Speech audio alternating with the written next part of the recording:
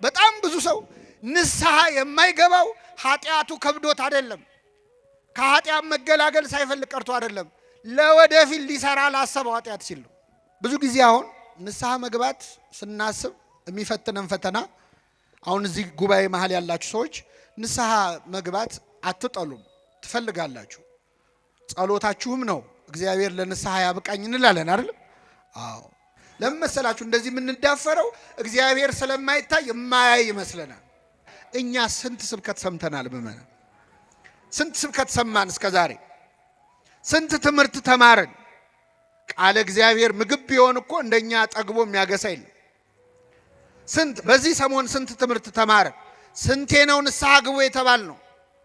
ችግሩ ከነ መፍትሄው ስንቴ ተነገረን፣ ንስሐ ግን አልገባን። በነገራችን ላይ ሰይጣን ዛሬም እባብ ሆኖ ይመጣል እኛ ጋር። እባብ እንኳን አይሆንም፣ አንዴ የተነቃ ዘዴ ስለሆነ በተለያየ ሰው ግን ይመጣል። ጓደኛ ሆኖ ይመጣል፣ ዘመድ ሆኖ ይመጣል። ሰይጣን እባብ መሆን ትቶ ጓደኛ መሆን ጀምሮ በጣም ይገርማቸዋል። እንደው ልብ ቢኖረን ኖሮ ማለት የነበረብን አረ ለእግዚአብሔር ከሚሆን ለሰው ይደረግልን ነበር። ከሰውና ከእግዚአብሔር የሚያስፈራው ማንም ያስፈራው? ጀብዱ የሰራን ይመስል ማለት ነው። በቀጥታ በነገረው ውስጥ ምን ደና ነገር ያረክ መሰለ? ለካህናት መናገር ለእግዚአብሔር መናዘዝ ነው። እኛ ለቄሱ አይደለም የምንናገረው። ለማን ነው? እነሱ ምስክሮች ናቸው። አዕይንተ እግዚአብሔር ይላቸዋል ቅዱስ አትናቴዎስ በቅዳሴው። እግዚአብሔር አይን ፊት ነው እያወራችሁ ያላችሁት፣ ለካህኑ አይደለም፣ ለአይኑ ነው። በካህኑ አይንነት የሚያይህ እግዚአብሔር ነው። ካህኑ ምስክር ነው። ምህረት ይቅርታ የሚሰጠው እግዚአብሔር ነው። ካህናቱ ኃጢአታችንን ሰምተው ሲጨርሱ ከኃጢአት ማሰሪያ ማን ይፍታህ ነው የሚሉት። እኔ ፈትቻለሁ አይሉ፣ ፍቱ እኮ ብሏል። ግን እነሱ መልሰው የሰጣቸውን ይሰጡታል። ብንወድቅ የሚያነሳን ማን ነው? ስለዚህ ለምን ወደቅ አይልም፣ ለምን አልተነሳህም ነው። ክርስቶስ አሁን ሊፈርድ ቢመጣ ለምን ኃጢአት ሰራችሁ እኮ አይደለም የሚለው፣ ለምን ንስሐ አልገባችሁም ነው የሚለው። ለምን ወደቃችሁ አይደለም፣ ለምን አትነሱ። በስመ አብ ወወልድ ወመንፈስ ቅዱስ አሐዱ አምላክ። በስመ አብ ወወልድ ወመንፈስ ቅዱስ አሐዱ አምላክ አሜን። ክቡር አባታችን የዚህ ታላቅ ደብር አስተዳዳሪ፣ ክቡራን አበው ሊቃውንተ ቤተ ክርስቲያን፣ መምህራን፣ አባቶች፣ እናቶች፣ ወንድሞች፣ እህቶች እንዲሁም ሕፃናት በልዑል እግዚአብሔር ሰላምታ እንደምናመሻችሁ እንደምናመሻችሁ። አሜን። ምሕረት ቸርነቱን አብዝቶ እስከዚህች ሰዓት ያደረሰን በዕድሜያችን ላይ የዛሬዋን ዕለት ይህችን ሰዓት የጨመረልን ስሙን እየጠራን እንድናመሰግነው ቅዱስ ቃሉን እንድንሰማ በቤቱ የሰበሰበን የአባቶቻችን አምላክ ልዑለ ባሕርይ እግዚአብሔር ስሙ የተመሰገነ ይሁን። እንደ እግዚአብሔር ቅዱስ ፈቃድ በሚኖረን የትምህርት ጊዜ በማቴዎስ ወንጌል ምዕራፍ 12 ከቁጥር 41 ላይ በሚገኝ ኃይለ ቃል ተነስተን የእግዚአብሔርን ቃል እንማራለን። በዮናስ ስብከት ንስሐ ገብተዋልና በሚል ርዕስ ይሆናል። ሙሉ ቃሉን አነባዋለሁ። የነነዌ ሰዎች በፍርድ ቀን ከዚህ ትውልድ ጋር ተነስተው ይፈርዱበታል። በዮናስ ስብከት ንስሐ ገብተዋልና እነሆም ከዮናስ የሚበልጥ ከዚህ አለ ይላል። ስለ ቃሉ የአምላካችን ስም የተመሰገነ ይሁን። በዮናስ ስብከት በሉ እስኪ ንስሐ ገብተዋል።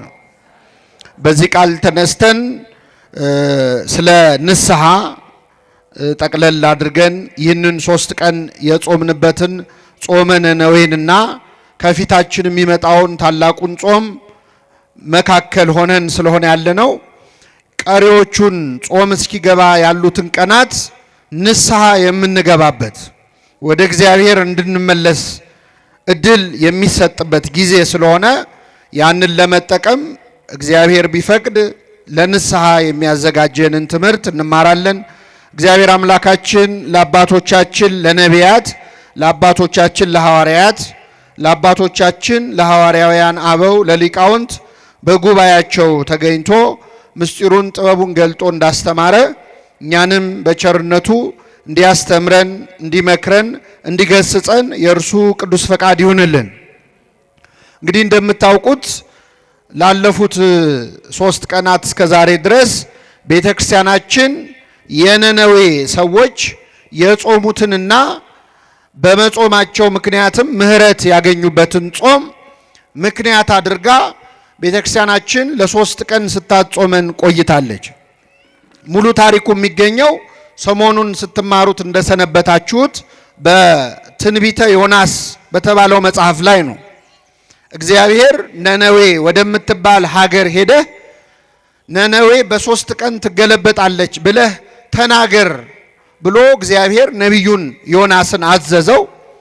ዮናስ ምንም እንኳን ወደ አሕዛብ ሀገር ሄዶ ለመስበክ ፈቃደኛ ባይሆንም እግዚአብሔር ባወቀ መንገድ ግን በባህር ላይ ማዕበል አስነስቶ ዮናስ ከመርከብ ወደ አሳ አንበሪ ሆድ ውስጥ እንዲገባ አድርጎ ዮናስ ወደደም ጠላም ሄዶ ለነነዌ እንዲሰብክ አድርጎታል። ይህንን ስብከት ሰምተው የነነዌ ሰዎች ንስሐ ገብተዋል። ይህንን ንስሐ የመሰከረላቸው ሌላ ሰው አይደለም፣ መድኃኒታችን ኢየሱስ ክርስቶስ ራሱ ባንደበቱ በዮናስ ስብከት ንስሐ ገብተዋል ይላል። እስኪ በሉ በዮናስ ስብከት ምን ብለዋል? የነነዌ ሰዎች ንስሐ ስለመግባታቸው የመሰከረላቸው ራሱ እግዚአብሔር፣ ምሕረት ያደረገላቸው፣ ይቅርታ ያደረገላቸው እግዚአብሔር በዮናስ ስብከት ንስሐ ገብተዋል ይላል። እኔ በእውነት በዚህ ርዕስ ተነስተን ንስሐ ምንድን ነው፣ ለምን እንገባለን፣ እንዴት እንገባለን የሚለውን አስፍተን አምልተን እንማራለን። ግን ይህንን ርዕስ ብቻ አንዴ አስተውላችሁ ተመልከቱት። በዮናስ ስብከት ንስሐ ገብተዋል ነው ያለው ክርስቶስ። በማን ስብከት? ምን አይነት ስብከት ነው ዮናስ ያስተማረው? ምን አይነት ትምህርት ነው ያስተማረው? ሄዳችሁ መጽሐፍ ቅዱሱን ስታነቡ ዮናስ ያስተማረው አንድም ስብከት እንደሌለ ታገኛላችሁ። ዮናስ አንደኛ ወደ ነነዌ ሄዶ ለማስተማር ፈቃደኛ አልነበረም። ፈቃደኛ ያልነበረው በሁለት ምክንያት ነው። አንደኛ የነነዌ ሰዎች በእግዚአብሔር አያምኑም፣ አሕዛብ ናቸው፣ ጣዖት የሚያመልኩ የነበሩ ናቸው። እግዚአብሔርን ወደማያውቁ ሰዎች ሄደህ አስተምር ሲባል ቅር አለው፣ አዘነ። ምክንያቱም ነቢያት የተሾሙት ለእስራኤል እንጂ ከእስራኤል ውጭ ላሉ ለአሕዛብ ስላልሆነ። ሁለተኛ ወደ ነነዌ ሄደህ ንስሐን ስበክ በተባለበት ጊዜ ቅዱስ ኤፍሬም ሶርያዊ ስለ ነነዌ በደረሰው ድርሳኑ እንደተናገረው ማለት ነው፣ ዮናስ ወደ ነነዌ ሄዶ ሊያስተምር ሲል በዛ ሰዓት የሀገሩ ሰዎች እስራኤላውያን በኃጢአት እየተጨማለቁ ነበር። በኃጢአት በስካር በዝሙት ውስጥ ነበሩ። የገዛ ወገኖቹ በኃጢአት ውስጥ ሆነው ሳለ ወደ አሕዛብ ሄደ አስተምር ሲባል እዚህ ያሉት ወገኖቹ ሊጠፉ መሆኑን፣ ሌሎች ግን ምሕረት ሊያገኙ መሆኑን ሲያስብ ዮናስ ቅር አለው። ስለዚህ ወደ ነነዌ መሄድ አልፈለገም። ቅዱስ ኤፍሬም እንደውም ምን ይላል? የዮናስን ስብከት ሰምተው የነነዌ ሰዎች ሲያለቅሱ እንባቸውን ሲረጩ ዮናስ አዘነ። ያዘነው በነነዌ ንስሐ መግባት አይደለም። እስራኤል በጠጅ ስትራጭ፣ እስራኤል በስካር ስትራጭ ነነዌ በእንባ እየተራጨች አየ ዮናስ። ስለዚህ በነነዌ ንስሐ ውስጥ የእስራኤል አመፅ እየታየው ስለ ወገኖቹ አዘነ፣ ተከፋ። ስለዚህ መስበክ አልፈለገም። ምእመና ወደ ነነዌ ሄዶ አንድ አረፍተ ነገር ነው ያለው፣ ነነዌ በ3 ቀን ትገለበጣለች። እስቲ በሉ ነነዌ በ3 ቀን ምን ትላለ? አሁን ይሄ ንግግር እስቲ ንስሐ ያስገባል? ንስሐ ግቡ አላለም። ኃጢአት ሰርታችኋል እንዲህ አድርጋችኋል አላለም። ሲጀመር እነዚህ ሰዎች እግዚአብሔርን አያውቁም። እግዚአብሔር የሚባል አምላክ አለ፣ ባህሩንና የብሱን ሰማይንና ምድርን የፈጠረ እግዚአብሔር የሚባል አምላክ አለ ብሎም አላስተማረም። እንዲህ ያለ ኃጢአት ሰርታችኋልና ንስሐ ግቡም አላለም። ስብከት እኛ የምናውቀው ስብከት ምንድን ነው? በክብር በግርማ አትሮንስ ተዘርግቶ መጽሐፍ ተገልጦ መምህር ገሌ ዲያቆን ገሌ አባ ገሌ ያስተምሩናል ተብሎ ወጥተው በክብር ሰላምታ ሰጥተው ርዕስ ነግረውን መጽሐፍ ቅዱስ ገልጠው ጠቅሰው እንዲህ ነው እንዲያ ነው ብለው ከዛ እንደዚህ አድርጉ እንዲያታድርጉ ብለው መፍትሄ ሰጥተውን ይወርዳሉ። ዮናስ የሰበከው ስብከት ርዕስ የለውም። ርዕሱም መግቢያውም መውጫውም አንድ ነው። ነነዌ በ3 ቀን ምን ትላለህ? ትገለበጣለህ። በዮናስ ስብከት ግን ንስሐ ገብተዋል አለ ክርስቶስ። በጣም ይገርማል።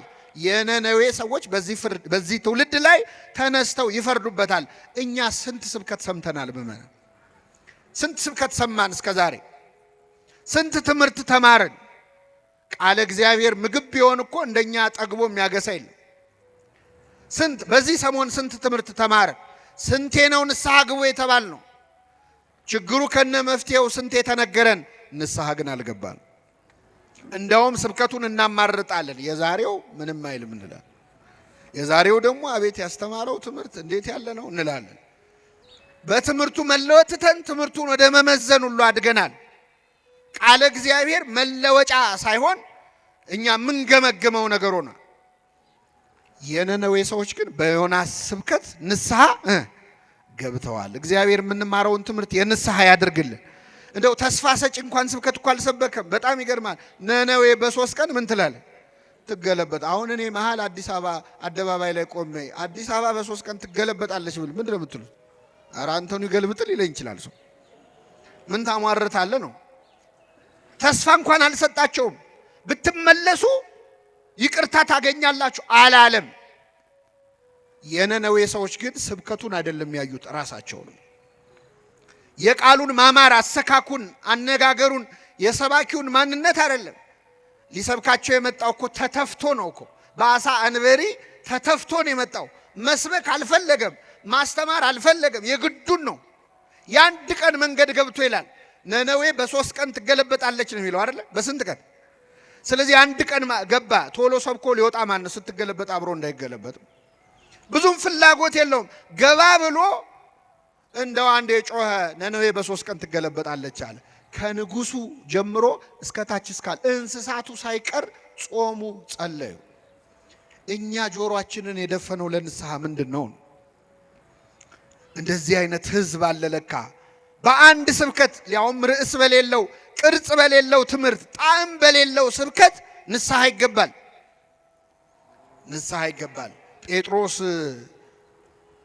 ንስሐ የገባው ምርር ብሎ ያለቀሰው የምን ጩኸት ሰምቶ ነበር? ምን ሳይጮህ 3 ጊዜ ትክደኛለህ ተባለ። ምን ሲጮህ ሰምቶ ነው? የዶሮ ጩኸት ንስሐ አስገባው ጴጥሮስ። ዶሮ ጮኸ ብሎ ንስሐ ገባ። ዶሮ የተባሉ ሰባኪያን ናቸው፣ መምህራን ናቸው። ያው ዶሮ እንዳትሉን እንጂ ጠብቃችሁ አደራ። ዶሮ የተባሉ ሰባኪያን ናቸው። የዶሮ ጩኸት ሰምቶ ንስሐ ገባ። እኛ ግን ጩኸቱን ለምደነዋል።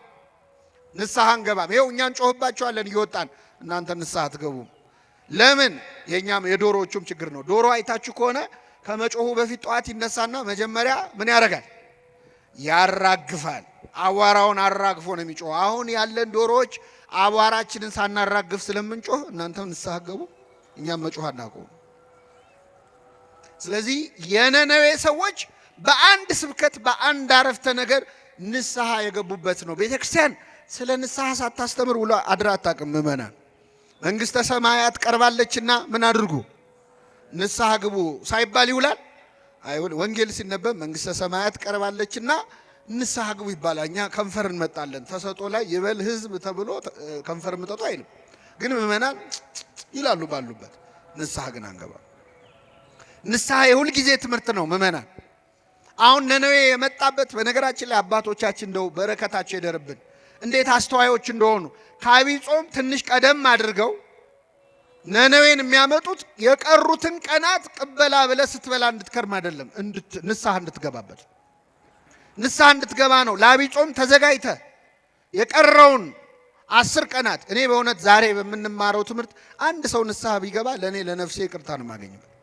ሌላው ምንም ችግር የለም። አንድ ሰው ንስሐ ቢገባ ጽድቁ ቀርቶብን የነነዌ ሰው ሁሉ የአዲስ አበባ ሰው ቀርቶ እዚህ ግቢ ውስጥ ያለው ምእመን ንስሐ ከገባ ትልቅ ውጤት ነው።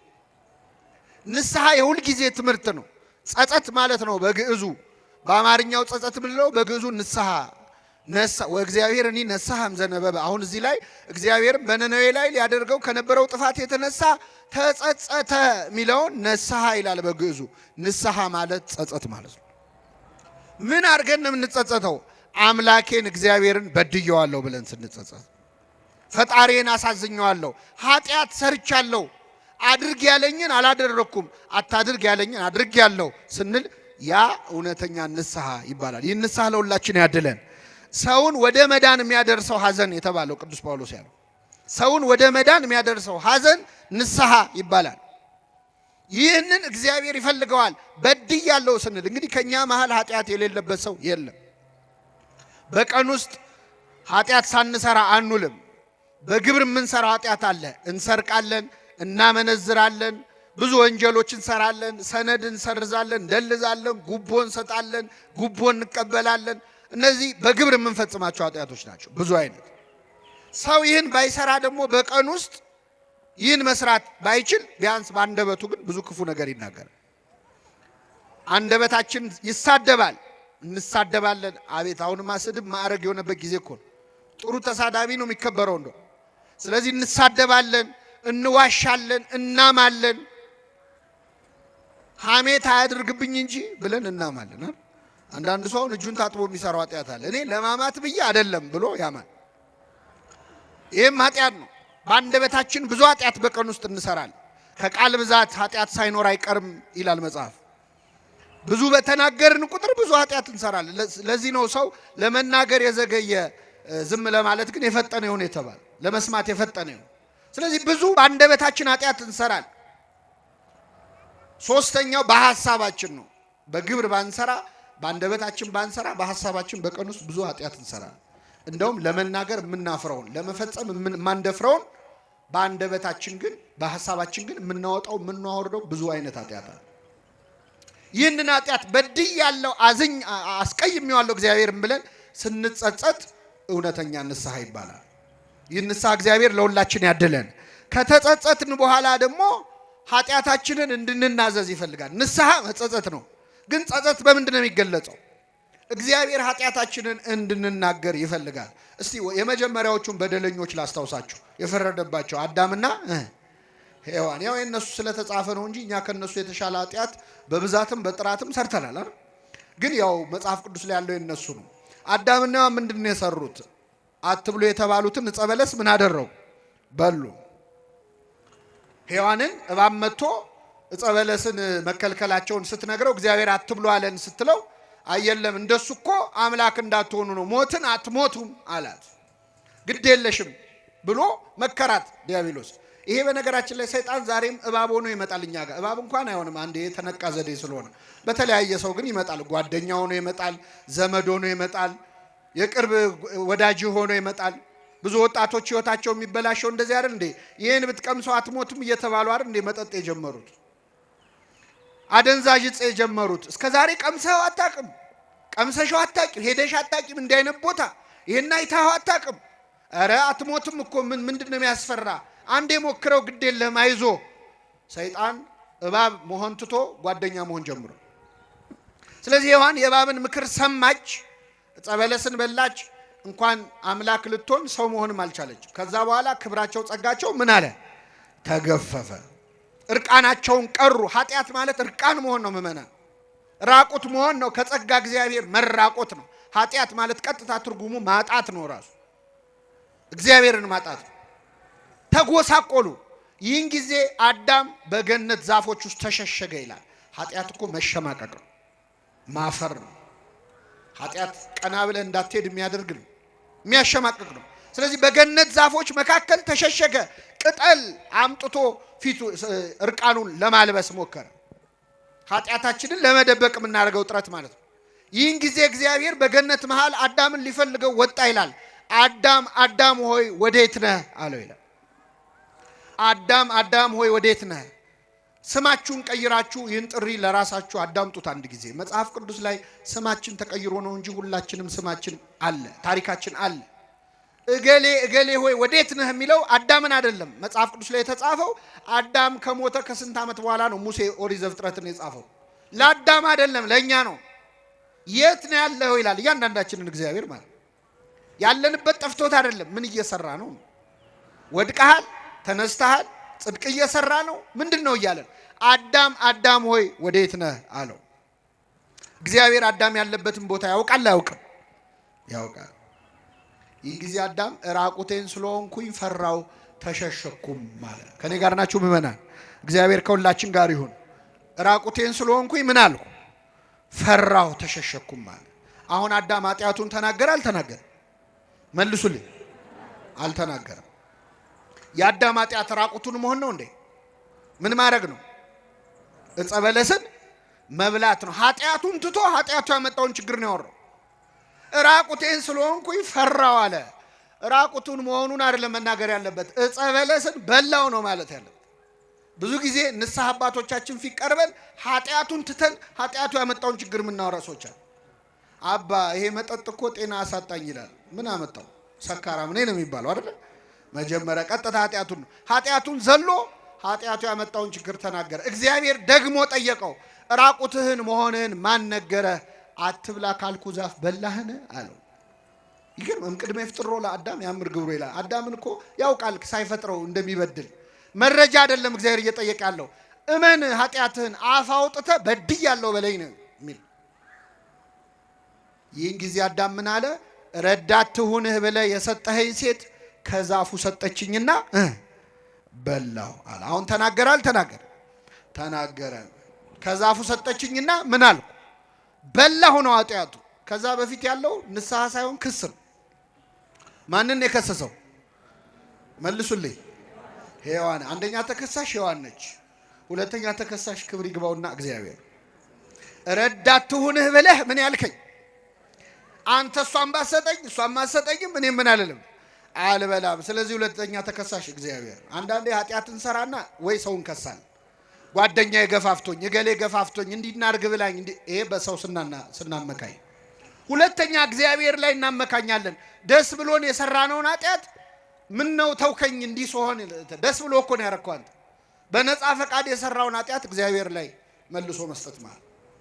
ስለዚህ ረዳቱን ብለህ የሰጠኝ ሴት ከዛፉ ሰጠችኝ። በጣም ይገርማል። የሰጠኸኝ ሴት በሉ እስኪ። አይሰማም። የሚገርም እኮ ነው። ሔዋንን ያገባት ሰሞን አዳም ምን ሲል ነበር? የሰጠኸኝ ሴት አይደለም አጥንትሽ ስጋሽ። ይኸውላችሁ ትዳር ሲጀመር አጥንቴ ስጋዬ አካሌ ይላሉ ባሎች። ከዛ ትንሽ ሲቆዩ እቺ ሴት ይላል፣ የሰጠኸኝ ሴት ይላሉ። ሲቀዘቅዝ ማለት ነው ፍቅር። መጀመሪያ ግን አካሌ ነው አጥንቴ ነኝ። አጥንቴ ሰጠችኝና በላው አላለም። አካሌ ሰጠችኝና በላው አላለም። የሰጠኸኝ ሴት አለ። ለእግዚአብሔር መልሶ ሰጠው። እግዚአብሔር ይህንን አዳም የከሰሰውን ክስ ሲሰማ እንዴ ሔዋን ላይ ዞሮ አንቺ ምን ሆነሽ ነው የሰጠሽው? ለምን ሰጠሽው አላላት። ያደረግሽው ምንድነው አላት። እስኪ በሉ ያደረግሽው የአዳምን ወሬ ይዞ ሔዋን ላይ የሚጮህ አምላክ አይደለም እግዚአብሔር። ከሰው ወሬ ሰምቶ ሌላው ሰው ላይ የሚጮህ አምላክ አይደለም። የሱን ሰማ ጥሩ አለና ወደ አዳም ዞረ፣ ወደ ሔዋን ዞረ። ያደረግሽው ምንድነው አለ። እያንዳንዱ ሰው የየራሱን ታሪክ እንዲተርክ እድል የሚሰጥ አምላክ ነው። እሺ አንቺ ደግሞ ተናገር፣ ያደረግሽው ምንድነው አለ። እሷ ደግሞ እባብ አሳተኝና በላዋለች። እኛ ሰይጣን አሳሳተኝ እንደምንለው። ያም ሆነ ግን እግዚአብሔርን ሁሉ ጥያቄ የሚጠይቀው ለምንድነው ካላችሁ ኃጢአታችንን እንድንናዘዝ እንድናምን ማን ይፈልጋል? እግዚአብሔር ይፈልጋል። ቃየንም ወንድሙን አቤልን ገደለ። እግዚአብሔር ተገልጦ ምን አለ? ወንድምህ አቤል ወዴት ነው አለ። ያውቃል እኮ እንደገደለው። እግዚአብሔር መረጃ አይደለም የሚፈልገው፣ እንዲያምንለት ይፈልጋል። ወንድምህ አቤል ወዴት ነው አለ። የወንድሜ ጠባቂው እኔ ነኝ አለ። እግዚአብሔር ኃጢአታችንን የምንናዘዝበት የምናምንበትም ብርታት ለሁላችን ያድለ። ይህን ካልን ምእመናን ኦርቶዶክሳውያን ምእመናን ኃጢአታችንን ንስሐ ለመግባት ለመጸጸት፣ መቼስ ማንም ሰው ኃጢአት ሰርቶ ደስ ሊለው አይችልም። መሸማቀቁ አይቀርም፣ ቅጠሉስ መደበቁ አይቀርም፣ ቀና ብሎ ለመሄድ ማፈሩ አይቀርም። አሁን እግዚአብሔር ቸርነቱ ነው እንጂ ኃጢአታችንን ቢገልጠው ማን ከቤቱ ይወጣል? ኃጢአት ቢሸት ኖሮ እስቲ ምእመናን ቢሸት ከቤቱ የሚወጣ ሰው ወይ ግንባራችን ላይ ቢጻፍ አንድ ሰው ከቤቱ አይወጣም። ደብቆ ሸሽጎ እግዚአብሔር በቸርነቱ ነው ያቆመ። ኃጢአትን ብትጠባበቅ አቤቱ ማን ይቆማል እንዳለ። ኃጢአታችን ካሸማቀቀን ግን ማድረግ ያለብን ተስፋ መቁረጥ አይደለም። ማድረግ ያለብን ማዘን አይደለም፣ ራስን መጥላት አይደለም። ያንን ኃጢአት ተበቀሉት። በምን? በንስሐ። ኃጢአታችንን ብንናዘዝ ሊያነጻን የታመነ ነው ነው የሚል። የነነዌ ሰዎች ሳይሰበኩ ንስሐ ከገቡ እናንተ እንደየተነገራችሁ ለምን አትወስኑ? ሄደና ኃጢአቱን ተበቀለ። የነነዌ ሕዝብ ሁሉ ወድቆ ተነስቶ ይቅር በለኝ ብሎ ኃጢአታችንን በመናዘዝ ነው የምንበቀል። እግዚአብሔር እንድንጸጸት ይፈልጋል። አንደኛ፣ ሁለተኛ እንድንናዘዝ ይፈልጋል። እንድንናገረው ይፈልጋል። ለማን ነው የምንናገረው? አሁን ብዙ ጊዜ ኦርቶዶክሳዊት ቤተክርስቲያናችን ኃጢአታችንን እንድንናዘዝ የምታዘል ለማን ነው? አይሰማም። ለንስሐ አባቶቻችን እና አንዳንድ ሰው በቀጥታ ለእግዚአብሔር ብነግረው ኃጢአቴን ይቅር አይለኝም ወይ? ለምንድን ነው ለካህን የምንናገረው የሚሉ ሰዎች አሉ። በጣም ይገርማቸዋል። እንደው ልብ ቢኖረን ኖሮ ማለት የነበረብን አረ ለእግዚአብሔር ከሚሆን ለሰው ይደረግልን ነበር። ከሰውና ከእግዚአብሔር የሚያስፈራው ማንም ያስፈራው? ጀብዱ የሰራን ይመስል ማለት ነው። በቀጥታ ብነግረው ውስጥ ምን ደህና ነገር ያረክ መሰለ። በጣም ይገርማል። እስራኤላውያን ምን አረጉ መሰላችሁ? ሙሴ 570 ጊዜ እግዚአብሔርን አናግሮ እየመጣ ያናግራቸዋል። ከዛ እስከ መቼ ባስተርጓሚ ያሉ አመጹ። ከዚህ በኋላ በአንተ በኩል እንዲያናግረን አንፈልግም፣ እግዚአብሔርን ራሱ ወርዶ ያናግረናል። ሙሴ ትሁት አይደል? እሺ ይሁን በቃ ብሎ ጸለየ ወደ እግዚአብሔር። ጌታ ሆይ እናናግረው ብለዋል አለ ነው። በጣም ጥሩ። 3 ቀን ራሳቸውን ይቀድሱ፣ ሰውነታቸውን ከኃጢአት ይከልክሉ፣ ወደ ተራራው ስር ይምጡ፣ እኔ ያናግራቸዋለሁ። እሺ አሉ። እስራኤላውያን ታጠቡ፣ ታጠኑ፣ ከኃጢአት ተከለከሉ። ማንን ሊያናግሩ? እግዚአብሔር መጣ ወደ ሲና ተራራ ላይ። እግዚአብሔር ወደ ተራራው ሲመጣ ተራራው ነደደ። ምእመናን ነደደ። የሲና ድንጋዮች በነገራችን ላይ አሁንም ድረስ ከሰል ናቸው። የሲና ተራራ ድንጋዩ ከሰል ነው። እግዚአብሔር በእሳት በጭጋግ በደመና ወረደ እና ተራራው መንቀጥቀጥ ጀመረ። ህዝቡ ፈሩና ወደ ሙሴ ዞረው ሙሴ ሙሴ ሆይ ከዛሬ ጀምሮ አንተ አናግረን እንጂ ማን ያናግረናል? እግዚአብሔር አለ። እኛ ግን ኃጢአት ሰርተን እኔ በቀጥታ ብነግረውስ ምን አይነት ድፍረት! ለምን መሰላችሁ እንደዚህ የምንዳፈረው? እግዚአብሔር ስለማይታይ የማያይ ይመስለናል። እስመ አይነ ሰብእ ያፈርሆሙ ይላል። የሰው አይን ይፈራሉ፣ የእግዚአብሔር አይን ግን ከሺህ ፀሐዮች በላይ እንደሚያበራ ያውቁ። እኛ ኃጢአት ስንሰራ እንዳያየን የምንፈራው ሰውን ነው። ግን ማን ያያል? ጨለማ ውስጥ ብትደበቅ ጨለማ በሱ ዘንድ አይጨልምም። ከሰማይ ከምድር ከብርሃን ከጨለማ መደበቅ አይቻልም። እግዚአብሔር በሁሉ ውስጥ አለ እና ኃጢአት ስንሰራ ያላሰብነውን እግዚአብሔር ንስሐ ሲሆን ነው ወይ የምንጠይቀው? ለሱ በቀጥታ ልንገረው። ባጭሩ ግን ምእመናን በኦርቶዶክሳዊት ቤተክርስቲያናችን ትምህርት መጽሐፍ ቅዱስን መሰረት አድርጋ ንስሐ የምንገባው የምንናዘዘው 3 ጊዜ ነው። ስንት ጊዜ? 3 ጊዜ ነው። አንደኛ ለራሳችን። አንደኛ ለራሳችን። በዚህ በሉቃስ ወንጌል ምዕራፍ 15 ላይ ከአባቱ ቤት የጠፋው ያ ልጅ ታሪክ ተጽፏል። ይህ ልጅ አባቱን ንብረት ካወደመ በኋላ ባዶ እጁን ቀርቶ በአሳማ በረት ውስጥ ቁጭ ብሎ ሳለ ይላል ተጸጸተ፣ ወደ ልቡ ተመለሰ፣ ንስሐ ተሰማው። ይህን ጊዜ በአባቴ ቤት እንጀራ የሚተርፋቸው አገልጋዮች ስንት ናቸው? እኔ ግን እዚህ በኃጢአት በረሃብ እሰቃያለሁ። ስለዚህ አሁኑኑ ተነስቼ ወደ አባቴ እሄዳለሁ፣ እንዲህ ብዬ ነግረዋለሁ። አባቴ ሆይ በሰማይና በፊት በደልኩ፣ ከእንግዲህ ወዲህ ልጅህ ተብዬ ልጠራ አይገባኝም፣ ከአገልጋዮችህ አንዱ አድርገኝ እለዋለሁ አለ ይላል። ይህንን የተናዘዘው ለማን ነው? ለራሱ። ስለዚህ ምእመናን ወደ ንስሐ አባት ከመሄዳችን በፊት ወደ እግዚአብሔር ይቅር በለኝ ከማለት በፊት ቁጭ ብሎ ሰው ራሱን መመዘን አለበት። ምን ሳረግ ነው ያልኩት? እስቲ ዛሬ እዚህ ቤተክርስቲያን ከመምጣታችን በፊት የት ነው ያልነው? ስራ ላይ ወይ ትምህርት ላይ ወይ ቤታችን ነው የሚሆን? ምን ስናደርግ ነው ያልነው? ማታ ማታ ነጋዴው ዛሬ ስንት አተረፍኩ ዛሬ ስንት ከሰርኩ ብሎ ቁጭ ብሎ ሂሳብ ያሰላ የለ? እስቲ በመንፈሳዊው ዛሬ ስንት አተረፍን ስንት ከሰርን? ነፍሴ ሆይ ዛሬ ከየትኛው እርሻ ነው ያልሽው ይላል ቅዱስ ባስልዮስ ማር ይስሐቅ።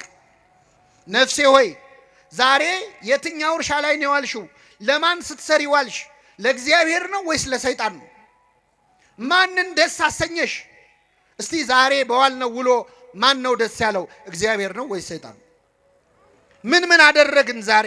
ምን አወራን? ምን አየን? ምን ሰማን? የዛሬ ውሎህን ቁጭ ብለህ መመዘን አለብን። ስለዚህ የመጀመሪያው ኑዛዜ ለራስ ነው። ሁለተኛው ለካህናት ነው። ለካህናት እንድንናዘዝ የእግዚአብሔር ፈቃድ ነው። እኔ 3 ጥቅሶች ነግራቸዋለሁ። ነገር በ3 ይጸናል። አንደኛ መጽሐፈ ኢያሱ ምዕራፍ 7 ከቁጥር 7 ኢያሱ 7:7 ላይ አካን ለተባለ ሰው የእግዚአብሔር ነቢይ ሌዋዊው ኢያሱ የነዌ ልጅ ማለት ነው አንድ ቃል ተናግሮታል። አቆመውና ምን አለው? ልጄ ሆይ ያደረከውን ንገረኝ፣ ለእግዚአብሔር ተናዘዝ አለ። እስኪ በሉ ያደረከውን በሉ እንጂ ንገረኝ፣ ለእግዚአብሔር ተናዘዝ። ለማን ተናዘዝ? ያደረከው ምን በለኝ? ለካህናት መናገር ለእግዚአብሔር መናዘዝ ነው። እኛ ለቄሱ አይደለም የምንናገረው። ለማን ነው? እነሱ ምስክሮች ናቸው። አዕይንተ እግዚአብሔር ይላቸዋል ቅዱስ አትናቴዎስ በቅዳሴው። እግዚአብሔር አይን ፊት ነው እያወራችሁ ያላችሁት፣ ለካህኑ አይደለም፣ ለአይኑ ነው። በካህኑ አይንነት የሚያይህ እግዚአብሔር ነው። ካህኑ ምስክር ነው። ምህረት ይቅርታ የሚሰጠው እግዚአብሔር ነው። ካህናቱ ኃጢአታችንን ሰምተው ሲጨርሱ ከኃጢአት ማሰሪያ ማን ይፍታህ ነው የሚሉት። እኔ ፈትቻለሁ አይሉ፣ ፍቱ እኮ ብሏል። ግን እነሱ መልሰው የሰጣቸውን ይሰጡታል። በጣም የሚገርም ነው። እና ለእግዚአብሔር ክብር ስጥ፣ ያደረከውን ንገረኝ፣ ለእግዚአብሔር ተናዘዝ አለ። አንድ ሁለተኛ የማቴዎስ ወንጌል ምዕራፍ 3 ቁጥር 18 ላይ በዮርዳኖስ ማዶ ዮሐንስ ያጠምቅ በነበረ ጊዜ ሊጠመቁ የሚመጡት ሰዎች ኃጢአታቸውን ይናዘዙ ነበር ይላል። በብሉይና በሐዲስ መካከል ላይ መጥምቁ ዮሐንስ ንስሐ ይሰማ ነበር። ህዝቡም ኃጢአታቸውን ለዮሐንስ ምን ይሉ ነበር? ይናዘዙ ነበር። ሶስተኛ የሐዋርያት ሥራ ምዕራፍ 19 ቁጥር 19 ላይ ያመኑት ሁሉ በሐዋርያት ፊት መጥተው ኃጢአታቸውን ይናዘዙ ነበር። ስለዚህ ኃጢአታችንን ለካህናት ለተመደቡ ለሌዋውያን ካህናት፣ ለመጥምቁ ዮሐንስ፣ ለ12ቱ ሐዋርያት እንድንናዘዝ የማን ፈቃድ ነው? የእግዚአብሔር ፈቃድ ነው። ሐዋርያትን ደግሞ ጌታ ሊለያቸው ሲል ምን አላቸው? እስከ ዓለም ፍጻሜ ድረስ ከእናንተ ጋር ነኝ ብሏል። እስከ ምን ድረስ? ሐዋርያት አሁን ሰማዕታት ሆነው ሞተዋል፣ እነሱ የሉም። እስከ ዓለም ፍጻሜ ያለው አሁን እዚህ ከምታዩቸው አባቶች ጋር ከሐዋርያት ጋር የነበረ አምላክ ከእኛም ጋር አለ። ኃጢአታችንን ለካህናት የምንናገረው የማን ፈቃድ ስለሆነ ነው? የእግዚአብሔር። ካህናት ደግሞ ለመረጃ አይደለም፣ ሰምተው ሲጨርሱ ጸሎት አድርገው ምክር ይሰጡናል። አንድ ከኃጢአት መከልከል እንድንችል ቀኖና ይሰጡናል፣ እሱን እንመጣበታለን። ሌላው ግን ኃጢአታችንን ይቅር ማስባል ስልጣን ሰጥቷቸዋል። የማቴዎስ ወንጌል ምዕራፍ 20 ከቁጥር 23 ላይ እፍ አለባቸው፣ መንፈስ ቅዱስን ተቀበሉ፣ ይቅር ያላችኋቸው ኃጢአታቸው ይቀርላቸዋል፣ የያዛችሁባቸውም ተይዞባቸዋል። ስለዚህ ለካህናት የምንናዘዘው የእግዚአብሔር ፈቃድ ስለሆነ ነው። ሶስተኛው ለካህናት ስንናዘዝ በዛው ለማን የምንናዘዘው? ለእግዚአብሔር ማለት ነው። ይህን ካየን ምእመናን እንዴት እንናዘዝ የሚለውን ደግሞ ማየት ያስፈልጋል። ብዙ ጊዜ አሁን ንስሐ መግባት ስናስብ የሚፈትነን ፈተና፣ አሁን እዚህ ጉባኤ መሀል ያላችሁ ሰዎች ንስሐ መግባት አትጠሉም፣ ትፈልጋላችሁ። ጸሎታችሁም ነው እግዚአብሔር ለንስሐ ያብቃኝ እንላለን አይደል? አዎ። ግን አብዛኛው ሰው አሁን መግባት አይፈልግም። ንስሐ መግባት ይፈልጋል፣ ግን አሁን መግባት አይፈልግም። እንደውም አንዳንድ ሰው ለንስሐ ሞት አብቃኝ ይላል። ለምን ሞት? ስለዚህ ይህ ሰው የቅዱ ንስሐ መግባት የፈለገው መቼ ነው?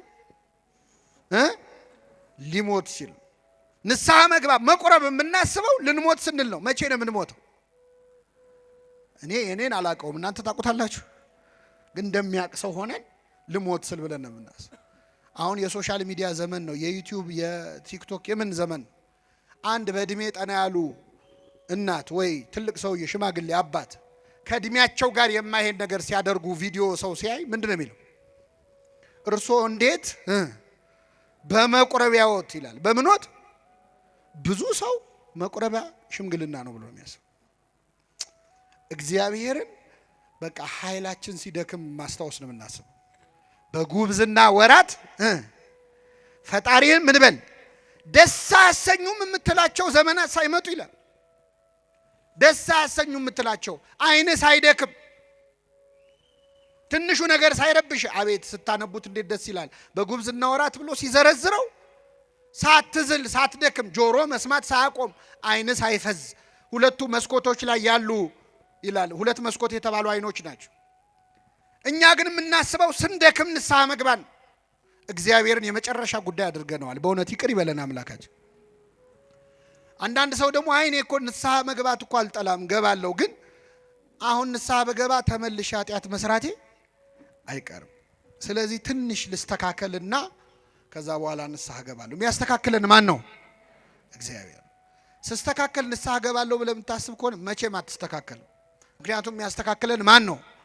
እስቲ አሁን ገላችንም በየቀኑ በየሁለት ቀኑ በሳምንትም ያው ውሃ ይጠፋል ብዬ ነው፣ በሳምንትም በወርም እንታጠባለን። ከታጠብን በኋላ እንቆሽሻለን አንቆሽሽም። ስለዚህ መቆሸሻችን ለማይቀር አንደኛውን ጠርቀምቀም ሲል ከሬሳ ጋር እንታጠብ የሚል ሰው አለ? የለም። እንደምንቆሽሽ እያወቅን እንታጠባለን። ኃጢአት እኮ ቆሻሻ ነው ምመና። ከዚህ በኋላ ኃጢአት ሰራለሁ። በጣም ብዙ ሰው ንስሐ የማይገባው ኃጢአቱ ከብዶት አይደለም፣ ከኃጢአት መገላገል ሳይፈልግ ቀርቶ አይደለም፣ ለወደፊት ሊሰራ ላሰበው ኃጢአት ሲል ነው። ያልሰራ ነው ኃጢአት አለ ገና። አሁን ብዙ ሰው ቁረቡ ሲባል የሚፈራው ከዚህ በኋላ ሊሰራ ያቀዳቸው ኃጢአቶች ስላሉ ነው። እግዚአብሔር እንዴት ያየን ይሆን? በእውነት በጣም ይገርማል። እና ጠላቴ ሆይ በወድቅ እነሳለሁ። ሰዓታታችን ሲጀምር እንዲህ ብሎ ነው፣ እመኒ ወደቁ ትነሳ፣ በወድቅ እነሳለሁ። ወእመኒ ሆርኩ ውስተ ጽልመት፣ በጨለማን ብመላለስ እግዚአብሔር ያበርህ ሊተ፣ እግዚአብሔር ያበራልኛል ብሎ ነው የሚጀምረው። ብንወድቅ የሚያነሳን ማን ነው? ስለዚህ ለምን ወደቅክ አይልም፣ ለምን አልተነሳህም ነው። ክርስቶስ አሁን ሊፈርድ ቢመጣ ለምን ኃጢአት ሰራችሁ እኮ አይደለም የሚለው፣ ለምን ንስሐ አልገባችሁም ነው የሚለው። ለምን ወደቃችሁ አይደለም፣ ለምን አትነሱ። እሱ ይቅር ማለት ሳይሰለቸው እንዴት እኛ ይቅር በለም ማለት ይሰለቻል? ስለዚህ ኃጢአታችንን መናዘዝ አለብን። ኃጢአቱን የሚሰውር አይለማም ይላል። ኃጢአትን ስትደብቀው እግዚአብሔር ይገልጥብሃል፣ ስትገልጠው ይደብቅልሃል። ራስን ስትከስ ከዲያብሎስ ክስ ትድናለህ። ዲያብሎስ ይሄን ሰርቷል እኮ ሲል አዎ እንደሰራማ ለኔ መጥቶ ነግሮኛል ይላል እግዚአብሔር። አንተ ስትደብቀው ግን ዲያብሎስ ያንን ወስዶ ቁስልህን እየነካካ ሲኦል እንድትገባ ነው የሚፈልገው፣ እንድትኮነን ነው እያስታወሰ። ስለዚህ ብዙ የሚቆጠር ኃጢአት ስላለን እግዚአብሔር ፊት እንግለጠው ኃጢአታችን። ኃጢአት ስትደብቅ እግዚአብሔር ይገልጥብሃል። መጽሐፍ ቅዱስ ላይ ኃጢአቱን የደበቀ የአንድ ሰው ታሪክ አለ። ነቢየ እግዚአብሔር ዳዊት ነው። መቼስ ያው ስለተጻፈ ነው። ዳዊት ብዙ ጽድቅ የሰራ ነው፣ ግን ኃጢአቱም ተጽፏል። መጽሐፍ ቅዱስ ጥሩ ጥሩ ታሪኮች ብቻ አይደለም፣ መጥፎ ታሪኮችም ተጽፈዋል። ክፉ የሰሩትም ተጽፏል፣ ደግ የሰሩትም ተጽፏል። ለምንድን ነው? ተስፋ እንዳንቆርጥ ነዋ። እኛ ክፉዎቹ የወደቁት ሲነሱ አይተን እንድንነሳ። ዳዊት መጀመሪያ ኃጢአቱ ምንድነው? ስራ መፍታት። ስራ ስንፈታ ብዙ ጊዜ ሰይጣን ስራ ይሰጠናል። ሰይጣን የሚሰጠን ስራ ደግሞ ኃጢአት እና ዳዊት ስራ ፈቶ በሰገነቱ ሲመላለስ ቤርሳቤህ የተባለች ሴት ከወር ልማዷ ነጽታ ነበርና ገላዋን ስትታጠባየ ተመለከተ። ብቻ አይደለም መርዞ አያት፣ በደንብ አያት። ስለዚህ ልቡ በዝንቡ ጦር ተነደፈ። ማናት ብሎ ጠየቀ። የኬጢያዊው የኦርዮ ሚስት ናት አሉት። በቃ እዚህ ጋር ነው ታሪኩ ማብቃት ያለበት። የሰው ሚስት ናት ሲባል ያቆም ነበር። ዳዊት ግን አስጠራት። ብዙ ጊዜ ማመንዘር የሚመጣው ባለትዳር ነው። ባለትዳርና ከተባለ በኋላ ጨዋታው ይቀጥላል። የሰው ሚስት ናት ሲባል ማቆም አለበት። ዳዊት ግን አስጠራት፣ አስመጣት፣ አስነወራት። መጽሐፍ ቅዱስ ባልና ሚስት የሚያደርጉትን ሩካቤ አወቃት ይላል። አዳምም ሚስቱን ሔዋንን አወቃት፣ አብርሃምም ሳራን አወቃት ይላል። በጋብቻ በሕግ ከሆነ ከሕግ ውጭ ከሆነ ግን አስነወራት፣ ደረሰባት ነው የሚለው። ስራው አንድ ነው፣ እግዚአብሔር ግን ሁለት አድርጎ ነው የሚያየው። ስለዚህ አስነወራት። ይቺ ሴት በአጋጣሚ ከወር ልማዷ ነጽታ ነው አይደል ስትታጠብ የነበረው። ስለዚህ ጸነሰች እና ማርገዟን ላከችበት። አሁን አስቡት፣ ዳዊት የወታደር ሚስት ቀምቶ ደፈረ ቢባል ለስሙ ጥሩ ነው አይደል? እችን ነገርማ ማረም አለብኝ ብሎ ኬጢያዊ ኦርዮን አስጠራው ከጦር ሜዳ። እቅዱ ምንድነው? መጥቶ ከሚስቱ ጋር ያድራል፣ ያው ጽንሱ ከሱ ነው ይባላል ማለት ነው። አስጠራው። እንዴት ነው ጦሩ? እንዴት ነው? በላርፈት ትሄዳለህ፣ አሁን ወደ ቤት ግባና ራት ብላ፣ እንደው ከሚስት ጋር ተኛ ማለት ነው የቀረው ኃጢአቱን ለመሸፈን። ከቤተ መንግስት ምግብ ተላከለት። ብዙ ጊዜ ከቤተ መንግስት የሚላክ ምግብ ችግር አለ። በላ ጠጣ፣ ግን ውጭ አደረ። ዳዊት ሲሰማ ከውጭ ነው ያደረው። አስጠራው። ምን ነው ምን ሆነ ነው ውጭ አደርክ አለው። የእግዚአብሔር ታቦት በደጅ አድራ።